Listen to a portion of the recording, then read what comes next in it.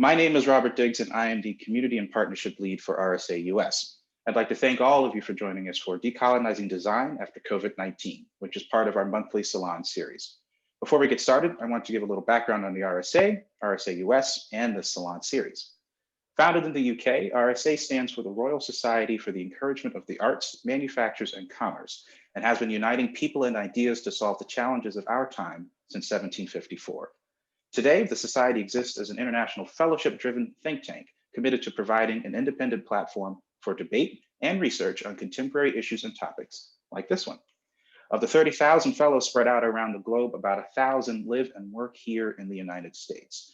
RSA US exists to coordinate fellowship activities in the United States with an aim towards moving the needle on addressing the inequalities of our society. My apologies. Future of work, universal basic income, and creativity and education are just a few of the areas we hope to impact. We also aim to ensure that the work of our fellows continues to be uplifted and shared, hence this monthly Salon series. Before I turn the mic over to the RSA US Board Chair, Rick Grefé, to say a few words, I'd like to direct your attention to the meeting notes slide. Here we lay out just a few of the sort of ground rules we hope you've gotten used to in these COVID times, but just to reiterate, please be respectful. Use language that your mother or mom would approve of. And I do reserve the right to remove offenders of this, general standards of decorum. With that, I will turn the mic over to Rick. Thank you, Diggs. I am Rick Grefé, and I'm privileged to be the chair of the RSA US Board. I'm particularly delighted to introduce this session. It's a topic as an element of systemic racism that's been both critical in initiatives that I've led in leading strategic planning in public broadcasting in the United States, and also for 20 years as executive director of AIGA, the Professional Association for Design. And yet, it's also a topic on which I discovered my own naivete and innocence/guilt only in recent years. I'd always attacked the challenge of racism or its milder descriptor discrimination from a strategic and an institutional perspective, failing until the past several years to see how deeply certain attitudes had been socialized even into my own experience. And I actually credit Dr. Tunstall, who was on the panel, for helping me awaken that understanding. So, and you'd think that having championed and taught design thinking, you'd think I would have been pretty hypersensitive to the human experience rather than the institutional imperative in addressing the issue. But the perniciousness of colonizing influences in design totally evaded my vision, even while I thought I was progressively combating the more explicit demonstration of racial inequality in design. So I welcome this discussion because I'm deeply disappointed in how deeply rooted colonization is within the canons of Western design, whether trying to teach a Swiss grid in societies that don't use the Roman alphabet, or to ignoring the visual language of historic African iconography in influencing inner city youth. As Diggs pointed out, RSA US is determined to encourage thoughtful conversations about the most difficult issues of the day, whether it's in dimensions that are large or small. And as in most of our salons or activities, this particular one came about as a result of a suggestion from a fellow, Vanessa Dewey, who will lead the discussion. Vanessa, or V, is a designer by trade, but instinctually, she's a connector, which is why she's the perfect one to arrange a panel like this. For over a decade, V's encouraged creative courage while working with major brands like Mattel, Adobe, WPP, BBC. She possesses a design entrepreneur mindset, which has helped her to work within organizations on their culture. This is evident with her experience of curating and executing the inaugural creative HR role at Mattel, supporting 600 plus creatives, and in creative marketing of Adobe in Europe. Though she straddles corporate and creative, overall, Vanessa cares most about finding connections to solve problems that allow communities and organizations to successfully evolve. With that, I'd like to turn it over to V and to the panel. Oh, thank you, Rick, so much. It's been a pleasure to work on this salon with you over the last couple months. I appreciate this opportunity, and I appreciate the opportunity to connect with Dr. Tunstall, Dr. Choukier, and Mr. and Agustín Garza. Before I dive in and introduce the panelists, I just want to give a little frame up of why we're here, or how I came to this point. For a while now, we've been hearing within the design and creative community about decolonizing design, but ever more so with the onset of the news, what happened in June with George Floyd. From my network and all, I've been hearing an increased chatter about decolonizing design, not just in design, but in fine arts, in art museums and such, that I felt there was something that needed to be talked about. But even more so, this occurs at a time when there's dramatic systemic changes, almost, I guess you could say, global changes with COVID. It's a time where we don't know what's going to happen moving forward, and what's the support going to be like after we go through COVID. So I feel bringing this discussion with what's going on with decolonizing design into this sort of situation, I feel it's a great opportunity to discuss and see what changes we can have and what can come out of this. Because we need to create a supportive, creative community. But before we can do that, we do need to talk about decolonizing. We need to talk about some of these systemic issues. And before we dive into questions, or my questions and all, I do want to introduce you to the panelists I'm just over the moon to be able to have a conversation with today. First, we have Dr. Dory Tunstall, a design anthropologist, public intellectual, and design advocate who works at the intersections of critical theory, culture, and design. As Dean of Design at Ontario College of Art and Design University, she is the first Black and Black female Dean of a Faculty of Design. She leads a cultures-based innovation initiative focused on using old ways of knowing to drive innovation process that directly benefit communities. We have Agustín Garza, who was born and raised in Mexico City and relocated to the United States to study fine arts and graphic design. His firm, Garza Group Communications, works with significant clients in the US and Latin America. Agustín has also held many leadership roles, from the AIGA National Board to Los Angeles Mayor's Design Advisory Committee, and is a founding member of Mexico's Design Council. And we have Dr. Joanna Choukier. She currently is the head of design and innovation for the RSA and is a leading social designer with 4 hats: practitioner, researcher, thought leader, and educator. With 15 years of experience in the UK and Lebanon, prior to joining RSA, Joanna was the health director at FutureGov and has spent 10 years leading Us Creates, a pioneering design agency for health and well-being. Well, lots of experience here on this panel, diverse experience from different cultures. So I'm really excited to dive in. But before we get into some nitty-gritty questions, I really just want to level set and just talk about decolonizing design. Decolonizing design, colonizing itself can mean different things to different people based on one's experience, where one's from, to what sector one works in even. So my question to the 3 of you is, what does decolonizing mean to you within the context of design? Any personal examples of decolonizing also? Dory, would you like to dive right into it? First, I begin with the land acknowledgement. I acknowledge I'm on the ancestral and traditional territories of the Mississaugas of the Credit, the Haudenosaunee, the Anishinaabe, and the Huron-Wendat, who are the traditional owners and custodians upon the lands of Toronto or Takaranto. So that land acknowledgement in and of itself is a really important part of what decolonization means to me, but also means to others. It's about recognizing Indigenous sovereignty. It is about being, in many ways, understanding your positionality in relationships to systems of oppression, of which colonization is just one of many systems of oppression.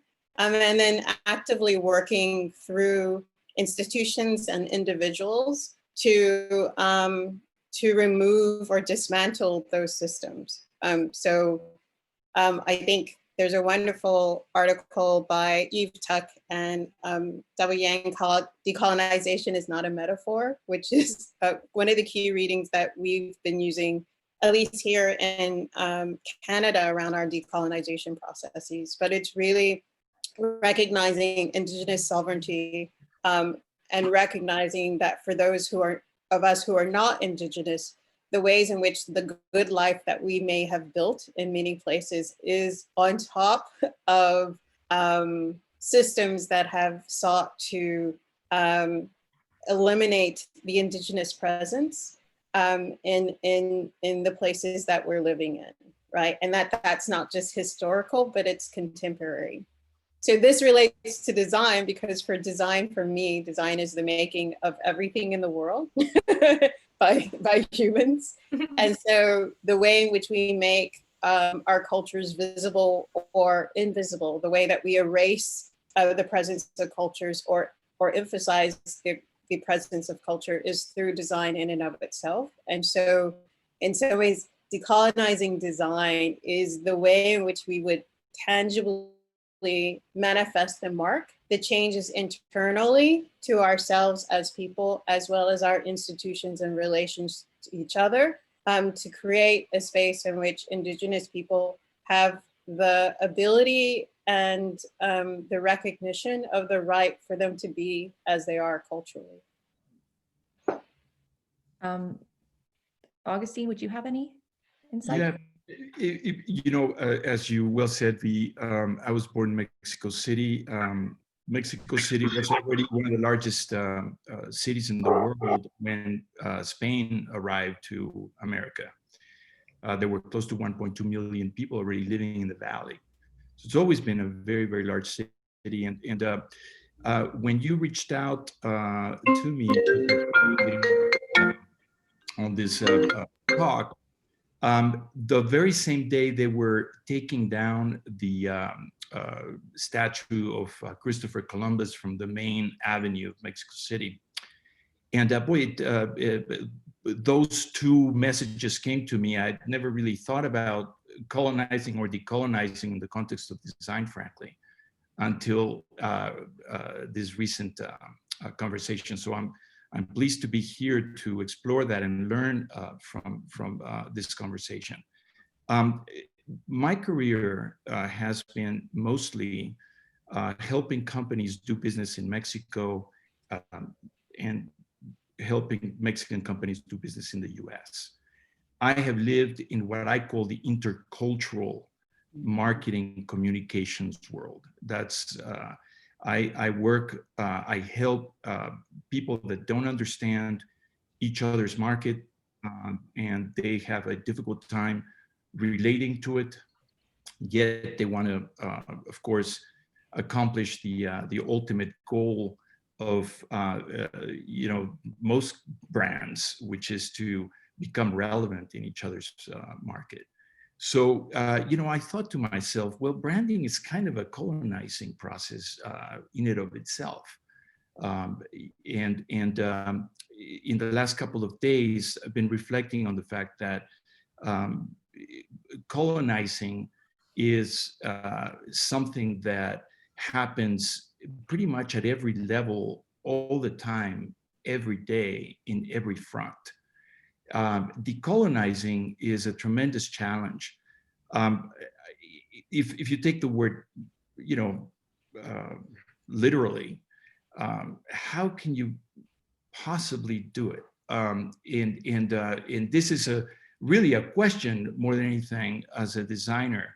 How would I deconstruct colonization and go back to where? So I start by saying the following. And it's a disclaimer, I have never knowingly been discriminated on. So my sensitivity level to that is not what I think should be, given the circumstances of the world right now. And I say knowingly, because you never really know. I mean, I'm just not thinking about it, so perhaps I don't sense it. But I do understand my friend and one of the wonderful Edward James Olmos once said that at a United Nations conference, he said that there are no races. The human race is one. We're all one race. And the idea of decolonizing or colonizing then immediately, if we are to believe that, then moves into culture, where culture is what is being colonized or decolonized, not people. Anyway, so this has been a kind of a set of thoughts that have crossed my mind. A personal example of decolonizing, I go back to this Christopher Columbus question. You know, I'm from Mexico, and I understand that Mexico has been colonized a number of times. You know, certainly by not just countries, but religions and cultures, capitalism, Christianity, and so on and so forth. But at what point do you finish? Because I remember, you know, certainly the Aztecs were brutal colonizers, not just colonizers, but brutal colonizers. And one would question at what point do you look at the concept of indigenism, where today lies in cities where design thrives. Where does indigenism lie? Where does it start? Where does it end? And that's, you know, I throw that question back to the panel. Wow. Joanna, since you've gone between both the UK and Lebanon and diverse cultures there, what's your perspective on decolonizing? Yeah, so I think Agustín and Dora, you've covered a lot of ground with your definition. So I'll share, I guess, my personal reflection on how decolonization relates to design specifically. And I'll also share a personal story from my design education in Lebanon and how sort of that manifests itself in practice. So to me, decolonizing is about reassessing our value judgment through deep and reflective work that can support us to understand and address our own personal unconscious bias towards design. So both design work that represents or is produced by particular communities or cultures. And what I mean by reassessing our value judgment is to revisit what design work and what designers we value more than others, and which ones we value less, and why that is. What we pay more attention to, what we choose to curate or platform, how we pay for that work, how much we believe some designers should earn. Decolonizing design is rooted in our design economy. I think it's really important for us to understand the relationship between economy and systemic racism. And that's why it's so vital to work towards a more equitable design industry and practice. So I'll share a personal experience on this actually. And back in the day when that happened, I didn't actually understand its significance as much as I do now. So I've grown up and traveled around different places in the world. I'm the daughter of a diplomat, but I'm originally from Lebanon, and we chose to return to Lebanon for my university education. So I don't know if you know, but Lebanon was a French mandate for many years. You could argue that a mandate is not a colony, but it is a type of colonialism. And so I did a BA in graphic design. That was in 2000, quite a trendy degree at the time. And the program was actually set up by visiting professors from Germany, the UK, the US, mainly white men, and pretty much modeled around Western graphic design programs in a Lebanese university. Most of the lecturers were Lebanese, but I did have one quite brilliant American lecturer. Her name was Sherry Blankenship, and she left quite an impact on me and my work. And at the time, as emerging designers, we used to sort of consume, obviously, quite a lot of Western books and media on design. Like, we admired the work of Jonathan Barnbrook, David Carson, Michael Bierut. mostly sort of new wave and postmodern graphic design work produced by white men. And at the time, I remember Sherry Blankenship was really passionate about supporting us as students to see the value in our own culture, in our own vernacular, our calligraphy, our crafts, our language, and to embrace the sort of melting pot between the East and West that Lebanon is renowned for, and that Lebanon embodies so well, and how it shows up in our work. She discouraged us from copying, replicating, mirroring Western aesthetics, and to value the aesthetics of our own native culture, and through doing so, boosting our own local design economy. And little did I know at the time that Sherry was on a personal mission to decolonize design way ahead of her time. You know, that was 20 years ago, and I'm still in touch with her, and I really do admire a lot of the work she was doing, supporting students on that journey. Well, that's inspiring. Just listening to what you just said right now, Joanna, it makes me, one word comes out of it, and it's respect. There's something like a balance of respect that comes forward. So that's my lead into my next question. I think I definitely, with it over at OCAD, with what you're doing over there, Dory, because I know you're doing some amazing things over at OCAD, from your Black Youth Design Initiative to hiring diverse faculty. But what really stood out to me was your ethos, design ethos at OCAD, respectful design. And I feel this is truly something that is lacking within the industry in some degree. And hearing what Joanna's answer was just made me think of this. So my question to you right now is, how can this ethos be brought into the rest of the industry? And what would need to be done from your perspective to be able to bring this respect? Well, I think this is the moment, this is the opportunity actually of the moment that we're in right now. So I've been in the last 2 months having so many conversations with CEOs trying to figure out how to bring diversity, inclusion, and some of them might be able to say the word decolonization into their institutions, right? So large high-tech companies, as well as small advertising firms, as well as large global advertising firms. So the creative industries, right?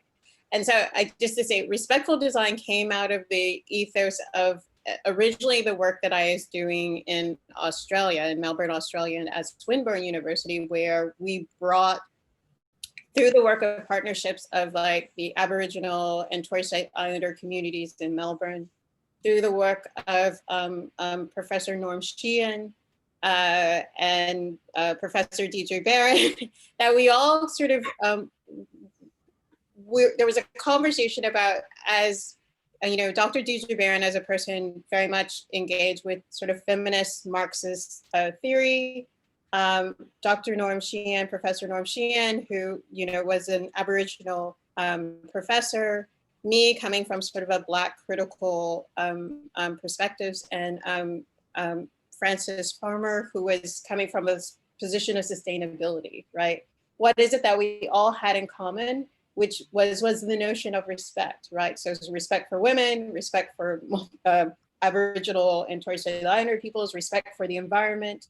And so respectful design came out of that sense of, first of all, in many Indigenous value systems, respect is a really important value. So in Australia, it was one of the 4 major values that we organize our teaching around: respect, know, care, and share. In the context of Canada, where I'm living now, it's embodied in one of the 7 grandfather teachings. So one of the 7 grandfather teachings is respect. So respect is global. It's a really important global value.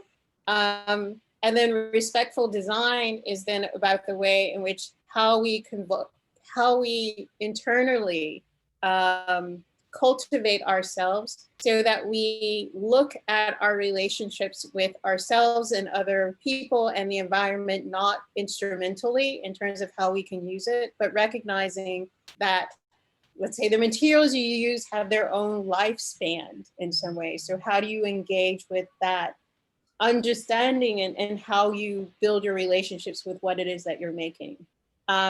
To understand the fact that there are different cultures, there's different notions of how you be in the world, and how do you then create the space for people to express and engage with their way of being. And then again, I say design is the way in which we manifest in many ways these values. And so this is sort of say that's what respectful design is. Now, how can that ethos be brought into the rest of the industry? That is, again, that's the work of decolonization, right? Is the work of removing the hierarchy in the evaluation and the support of certain traditions, as well as perspectives of what making is. Let's just take it out of the word design, right? Of making.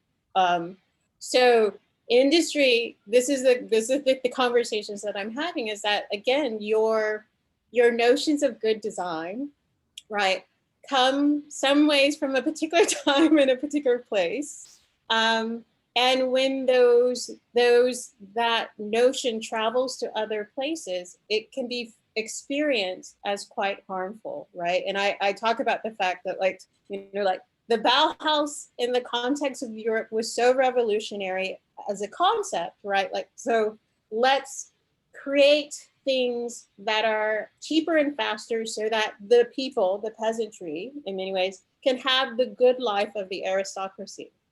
Let's get rid of, like, we have thousands and thousands of years of conflict that has happened in Europe because you're, Italian versus German versus English versus French. So let's just get rid of all of those markers, right? And develop typefaces and building structures that are kind of universal humankind so that we're not fighting over these symbols, right? So that ethos of, like, let's all become of great humankind in the context of Europe was so revolutionary that they kicked everyone out of Europe. But when it traveled to other places, like, again, that ethos becomes part of, that let's make things faster and cheaper becomes the ethos of let's do that by taking indigenous land that we don't have to pay for, right? And by enslaving other people so we don't have to pay for their labor. That ethos of, like, universal humankind that doesn't have any ethnic or cultural markers, right, becomes in that process of sort of cultural colonization. So let's get rid of all of your indigenous practices and we'll call them craft, right? And we'll appropriate the things that we might like about the particular design of it, and we'll call it art and design, and we'll use it without your benefit of it. I say this to say is that how can that be brought to the rest of the industry is to remove from industry that sense of hierarchy that exists in the traditions of making of what's a good design and what's a bad design. And again, the work we're doing, let's say with the Black Youth Design Initiative, one of the projects we have is the portfolio project, which is like certain people. So let's say in the context of Canada, which has a very strong Black Canadian culture, Caribbean Canadian culture. If you go to the events of the Jamaican Community Association, there is no white space in any of the designs.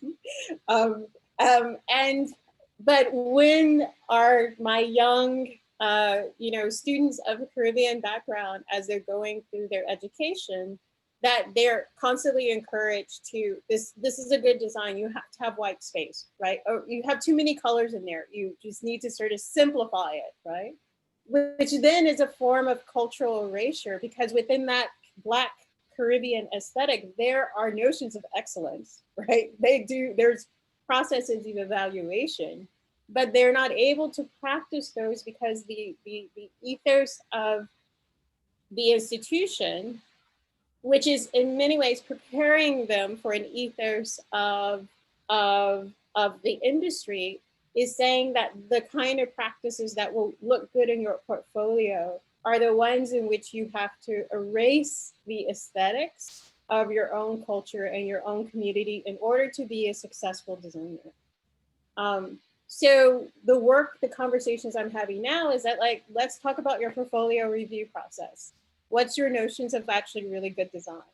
Let's unpack, where is that coming from? And why is that coming from a particular time in a particular place and a particular idea? And then let us show you that in these different communities, that this is actually considered excellent, this is actually considered excellent, and this is also considered excellent. So let us retrain in many ways your expectations of what excellence is, so that when you see a young person coming in with their portfolio, you know how to evaluate it within the context of a cultural aesthetics, which again is useful for you because it might be something that other people may not be exposed to. So it's innovative, right? It's exciting. And again, if they are the persons who are creating it, right, then it's not appropriation. It's actually connected to a deep, authentic sense of who they are. And we find that happening in like terms of Canadian sort of music. So it's like, you know, Drake, The Weeknd, all these individuals who are now dominating music globally, popular music globally, they're coming out of like that Caribbean aesthetics, right? And bringing that to the world. We just need to bring that same sort of sense of understanding and that same sense of excellence to the field of design, right? To the field of design. And these are the conversations that I'm having with industry about how they can begin to do that. What are the projects they need to undertake? What are their processes they need to rethink in order to, again, create space for a different notion of aesthetics, a different way of being in the world as manifested through those aesthetics, which again is valuable to you because the world is diverse, right? And so being able to speak authentically to a wide range of communities is really important to be, you know, again, innovative, to be adaptive, right? But also to be inclusive and thus in many ways more reflective of what the world is really like. Thank you, Dory. Just listening to that, I'm just like, all of these ideas come to mind. I'm like, and it's just very inspiring to hear and have so many more questions now from what you just said. But one thing that stood out to me, it just made me think of, Joanna, whilst you're at Future Gov, you had created these 8 provocations and with your team, designing the future of healthcare system. If you're able to do that for the design industry to support decolonizing and to support inclusive communities, and especially after COVID, what would the 3 key provocations be? So I think what's really important to think about, and actually the transferability around thinking about future provocations in any context, is to sort of really challenge ourselves to think more long term, to think about the type of world we want to see for ourselves, for other communities, for our children. And yeah, so obviously there's a lot of transferability. I think in terms of the provocations that I would throw, there's 3 that really come to mind. So one is do the work and do the homework.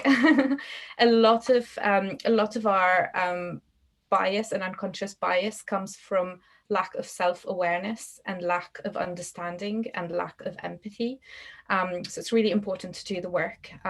My second provocation is to question the bias of every decision that you make in your work. I mean, Dory talks about sort of evaluating portfolios. That is a decision that someone is making that is impacting on how a designer values their own self-worth.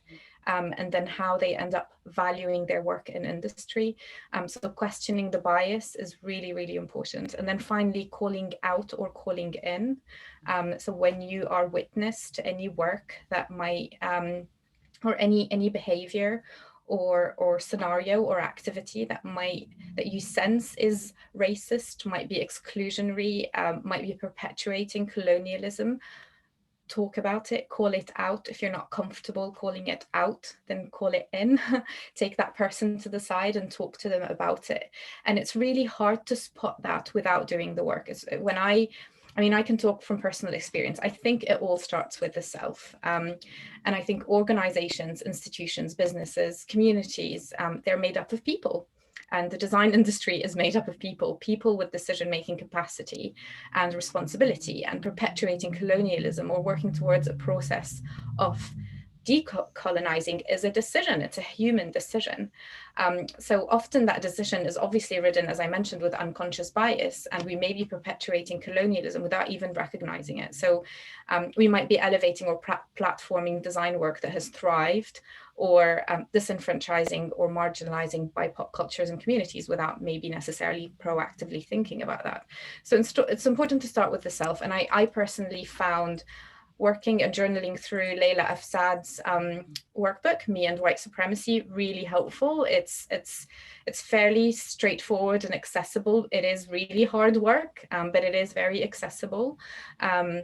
And it really helped me understand and recognize unconscious bias. There are situations I would have never looked at. I'm sort of in this sort of sandwich layer. I feel like I am subjected to racism, but at the same time, I can be guilty of benefiting from white privilege as someone who sometimes in some situations might be white passing.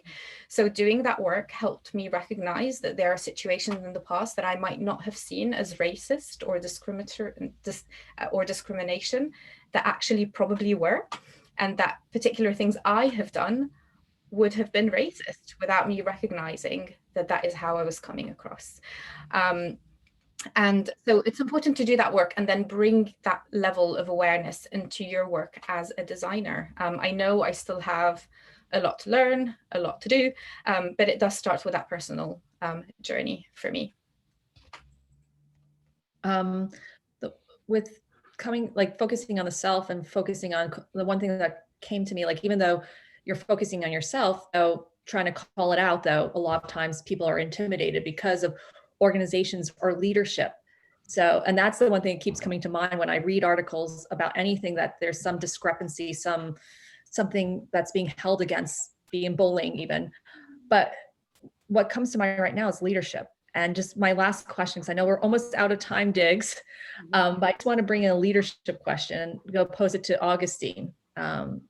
You've worked with diverse clients, from government institutions like Mexico City to Los Angeles to corporations like Coca-Cola, American Express, but you've been, as I noted earlier on, you've been involved within design organizations at various levels of leadership. From that perspective, what do you feel is needed to create an inclusive and supportive community for designers? And how can design leadership play a role? Boy, I'm sorry that we have such little time, because both Dory and Joanna left my head spinning here, and I wanted to expand on some of the things they said. But to be respectful to time, I, as you say, have been privileged to work with teams. And one of the things that I try to do is understand the nature of the individuals that I work with. When I say the nature, is we all have a particular passion, something that is important to us, something that drives us. Not that we can't do other things, but there's one thing always that really kind of thrives inside of us. And I really work hard to understand what that is in the individuals that I surround myself with. Because I believe that every opportunity to do any kind of community work or personal work, it provides the chance for somebody to live a happier life, a more productive life, a more expressive life, and thus do the job better.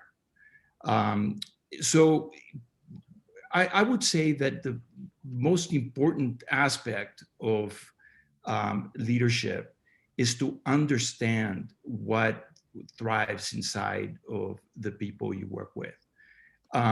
Now, certainly, culturally speaking, because again, I am one of those guys that think that we all come from Northeastern Africa, whether you're,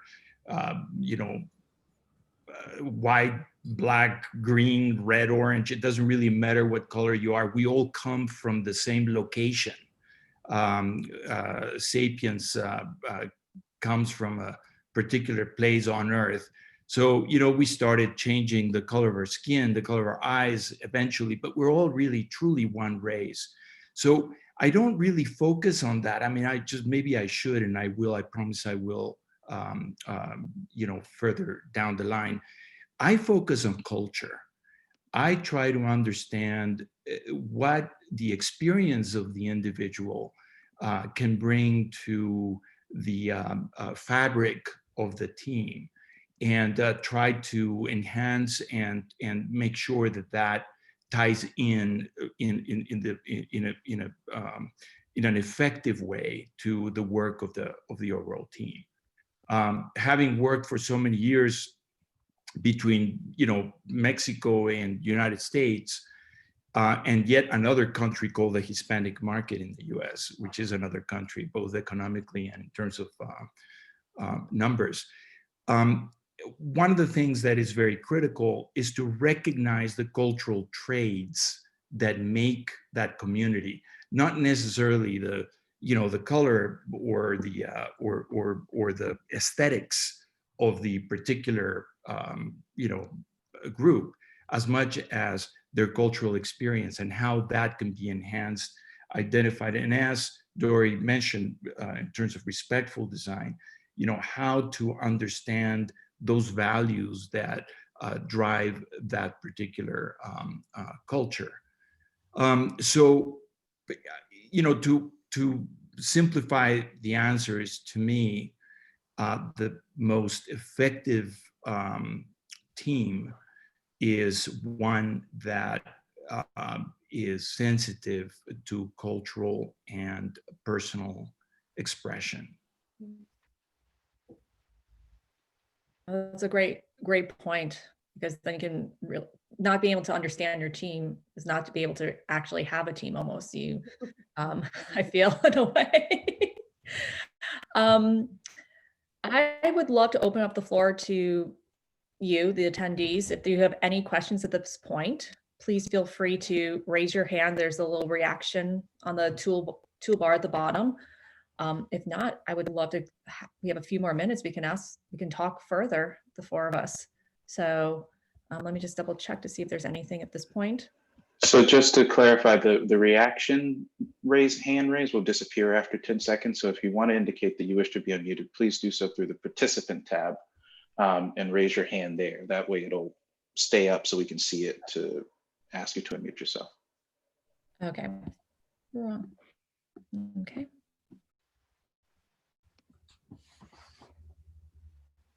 So if I can just pick up on something Agustín said about leadership, I think one of the ways that many of us can engage in this process is really about being authentic in our leadership. And what I mean by that is, like I work very conscientiously to be culturally and values authentic.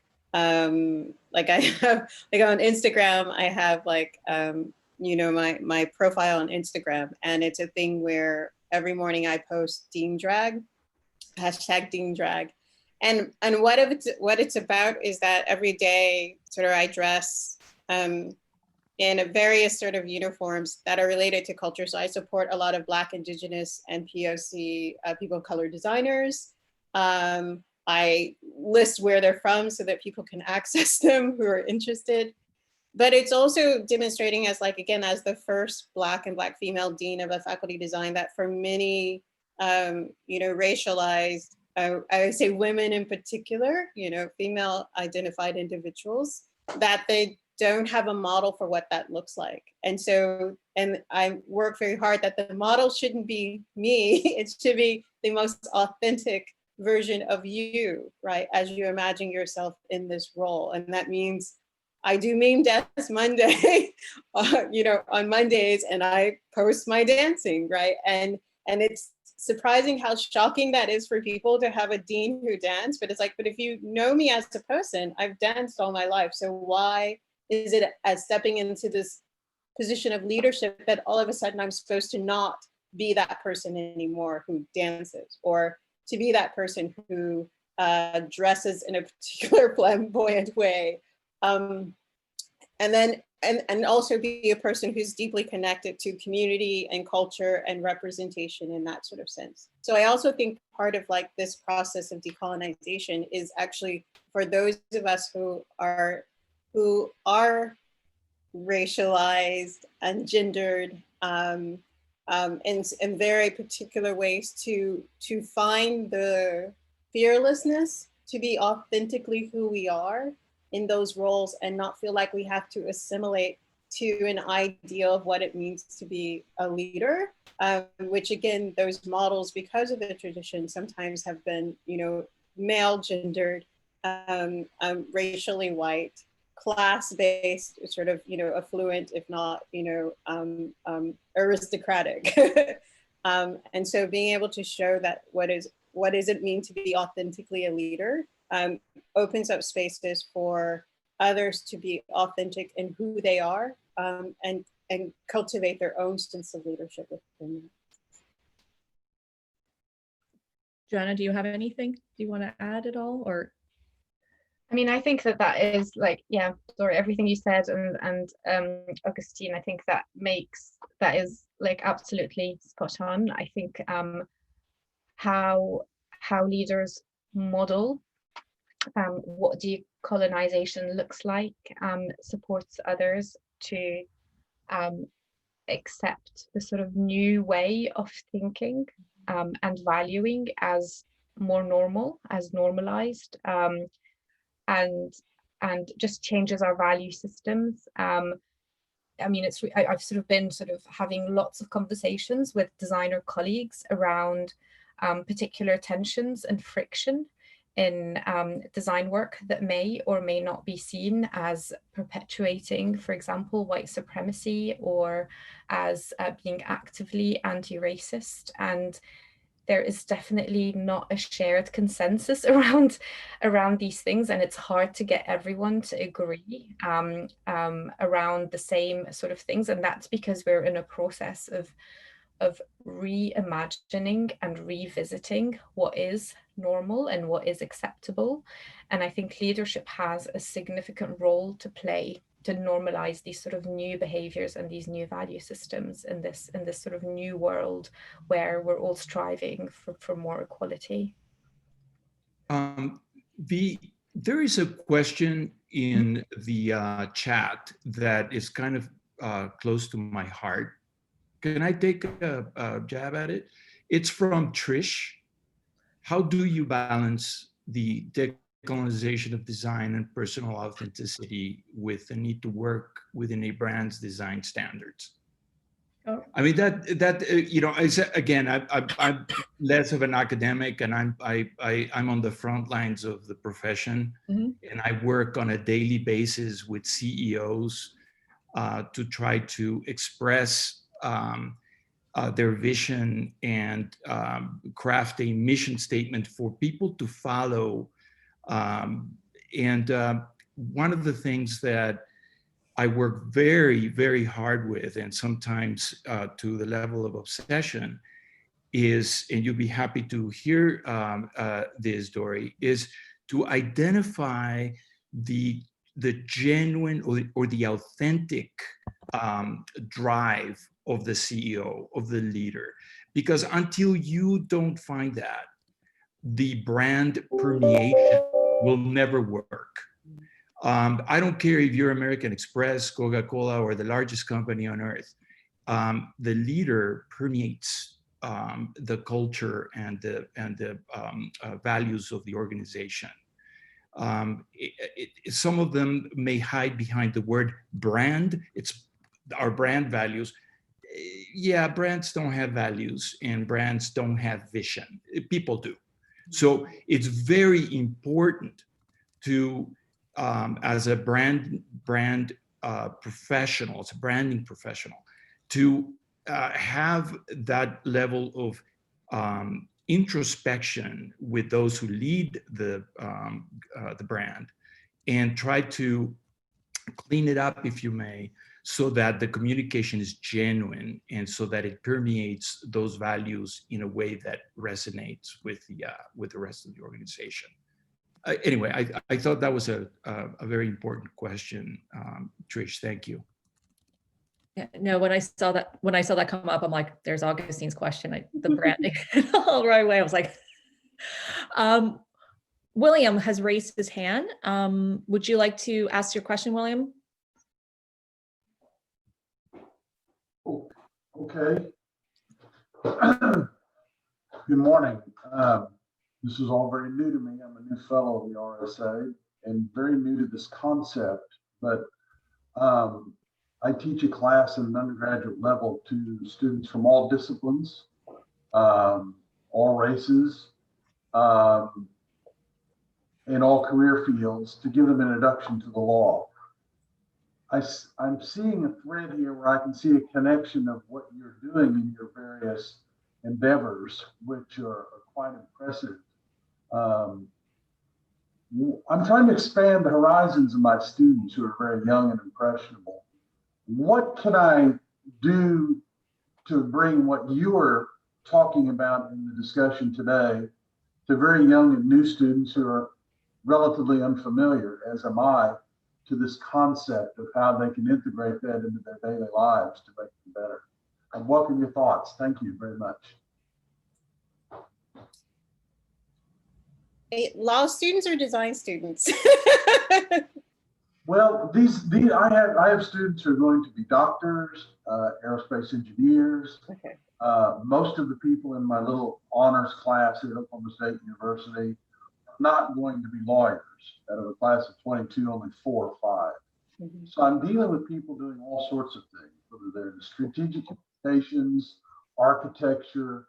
I get the whole range of students, and I'm very, very impressed by the integration of the current issues of both race and design and COVID and so forth. And I find that there is a certain sense of yearning on the part of students to be connected, not only with other people, but with ideas, so that they don't feel that they're left out of the loop of the discussion intellectually of what's going to be, I think, a new type of progress in the world. If I can venture to respond to that, one of my favorite projects that I've done, I've taught it now for, maybe say 15 years, maybe 15 years I've taught it in one version of another. That I really like is, so one of the main framings in my own sort of thinking is this notion of transculturation by a Cuban anthropologist named Fernando Ortiz. That's just for like those who want to look it up later. The important part of it is that I use this class to basically pair up students who come from different backgrounds, and I have them design for each other. And what happens in this process is, so we start from like low sketching. So it's not like they have to be highly skilled, although the outcomes are, the more skilled they are, the greater the outcomes. But I'm just saying, they don't have to be highly skilled. What they have to be is just very empathetic towards the person that they're paired up with. So like in the first class, I asked them to bring in or share digitally in these days, something that they have that has deep cultural as well as emotional meaning to them. So it might be like a grandparent's watch or something. And then what they do in buddies is that they design for each other something that they have to design for each other, something that has that same cultural and emotional resonance. And then based on whatever their own backgrounds are. Like, so if you're a writer, you could do it like you could have a poem, but the poem has to have that same emotional and cultural resonance as whatever the object was. So in this process of exchange, you learn a lot about decolonization, right? Because you learn to respect the knowledge and the expertise and the lived experiences of other people. You learn to also set your own boundaries around what you're willing to share and not willing to share about your own knowledge and background, and also that of your culture and communities. Because a lot of times what happens in this course is that they go have conversations with their grandparents that they've never had before about like family stories or family knowledge or family whatever. In some ways to ask permission in many ways to be able to use some aspect that their partner wants to use to create a connection between them, right? And we work from like one low sketches, you start building up to higher levels of sort of fidelity, but at the end of the process, you learn how to care and respond to, in a respectful way, another person.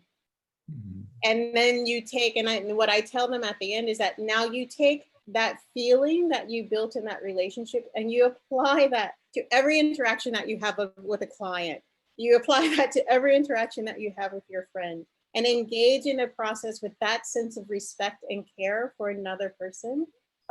Because that's when we're talking about respectful design, when we talk about decolonizing design, that feeling of connectedness and respect that you have for another person, like that's the feeling we're trying to cultivate in everyone, right? Not just as designers, as human beings, right?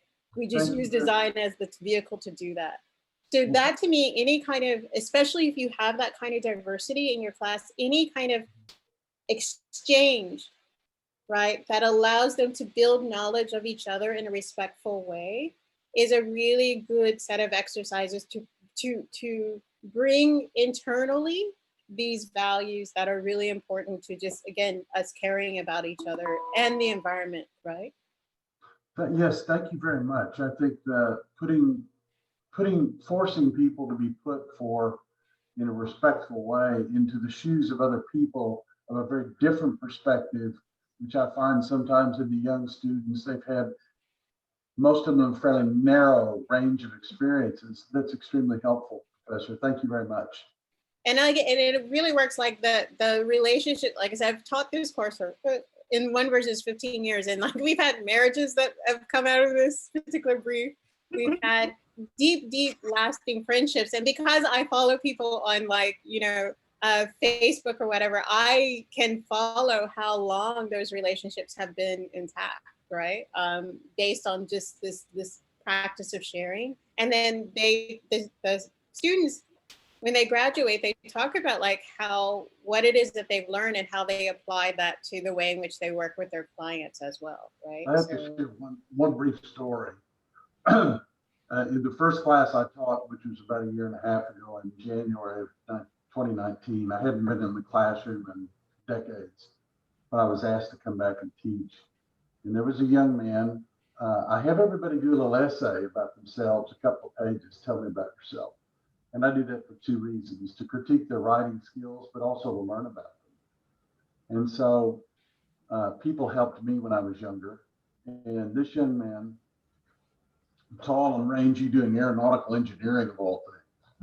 And I said, okay, so he's in a law class and we're giving an overview of law from ancient times to modern. And he was talking about something. It's 2 a.m. I just got off work and doing this essay, and he was talking about philosophy with Hegel or something. And I said, this guy's interesting. He kind of plays a guitar, comes from a very elitist background. His father ran a motorcycle repair shop in rural Oklahoma, and his mother was a tattoo artist.